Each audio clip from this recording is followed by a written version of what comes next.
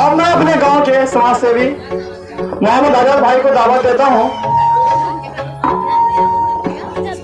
लाख दिए जला लीजिए, लाख दिए जला लीजिए अपनी महफिल में, लाख दिए जला लीजिए अपने महफिल में, मगर रोशनी तो हमारे आजाद भाई को आने से ही होगी।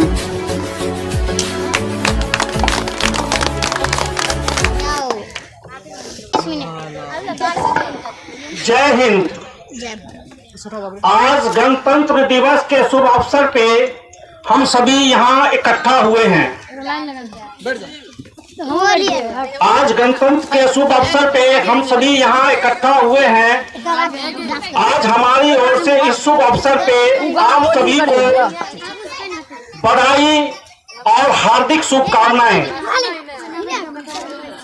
जैसा कि अभी आप लोगों ने सुना कि हमारे बच्चे जो है वो काफी हद तक ऐसा हुआ कि उन्होंने देश की जो जानकारी होती है, अपने संविधान की जो जानकारी होती है, उसके मुताबिक अपना अपना भाषण दिया।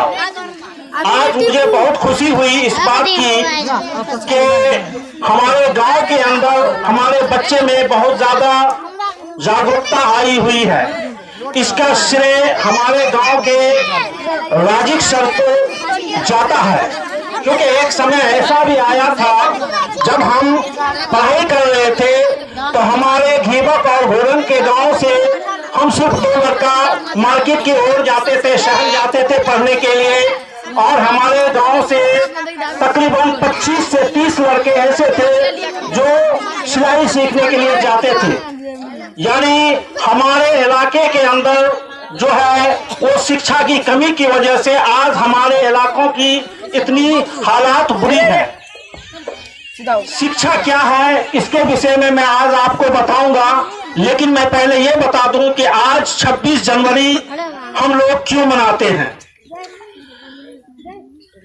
लोकतंत्र में जो है हम लोग विश्वास रखते हैं और ये संविधान जो है हमारा अधिकार देता है। हमारा संविधान जब हम आजाद हुए थे 15 अगस्त 1947 को, तब हमारे पास हमारा देश कैसे चलेगा, हमारा संविधान क्या होगा, हमारा कानून व्यवस्था क्या होगा, ये हमारे पास नहीं थे। तो उस समय भारत के अंदर, हमारे देश के अंदर संविधान का गठन किया गया। उसके बाद भी हमारे देश आजाद होने के बावजूद भी हमारा देश अंग्रेज के बनाए हुए कानून व्यवस्था के हिसाब से चलता रहा। सन 26 जनवरी 1949 को ये एक्सेप्ट किया गया कि हमारा संविधान जो है ये लागू होगा हमारे देश के अंदर। वो दिन भी आया 26 जनवरी 1950, तब जाके हमारे देश के अंदर यह संविधान लागू कर दिया गया। और उस दिन से हम जो है अपने संविधान के अनुसार से अपने देश में रहते हैं और चलते हैं। और हमें यह अधिकार भी है कि अगर जरूरी पड़े, हमारी सरकार अगर हमारी बातों को नहीं सुनता है तो हम अपनी सरकार के खिलाफ भी अपनी आवाज बुलंद कर सकते हैं। 26 जनवरी 1929 को हमारे जो स्वतंत्रता सेनानी थे उनकी ओर से अंग्रेज के सामने एक मांग और रखी गई थी। वो मांग थी संपूर्ण स्वराज। इसलिए हमारे कहने का मतलब यह है कि हमारे गांव के अंदर जो बच्चों में जागरूकता आई है, ये अभी हमारे हिसाब से बहुत कम है। हम चाहेंगे कि यहाँ के गार्जियनों को कि आप अपने बच्चों को, भले हम 2 वक्त की रोटी कम खाएं, लेकिन अपने बच्चों को जरूर पढ़ाएं। अभी यदि हम अपने बच्चों को पढ़ाएंगे तभी वो हमारे संविधान के बारे में समझ पाएंगे और तभी हमारे कानून के लिए, हमारे हक के लिए, हमारी जो समस्या है उसके लिए अपनी आवाज बुलंद कर सकते हैं। जैसा कि आप लोगों को मालूम है कि शिक्षा जो है वो कितनी बड़ी चीज है, उसके बारे में मैं एक मिसाल देने जा रहा हूँ, आप लोग समझें। जैसे कि अच्छा खासा इंसान हो, अच्छी खासी ताकत हो और उनके पास अगर यदि आंख न हो तो वो जब चलेंगे तो रास्ता में जब गड्ढा आएगा और गिर जाएंगे तब उसे पता चलेगा कि सामने गड्ढा था। फिर वही आदमी जो जिनके पास आंख न हो वो आगे बढ़ेंगे और आगे जाने के बाद जब उनके पाँव में कांटे चुभ जाएंगे तब उन्हें एहसास होगा कि हमारे पाँव के अंदर कांटे चुभ गए हैं। ठीक वही आदमी जब और भी आगे बढ़ेंगे और नदी के अंदर चले जाएंगे, जब वो पानी में जाएंगे, पानी में डूबने लगेंगे तब उन्हें एहसास होगा कि हमारी आंखों की।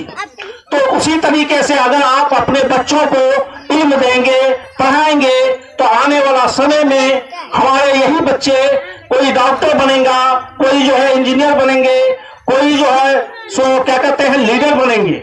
जो लीडर बनेंगे वो आपकी हक और हुकूक की जो लड़ाई होती है वो उसके लिए अपनी आवाज बुलंद करेंगे, अपने गांव की, अपने शहरों की, अपने देश की जो है आवाज बनेंगे।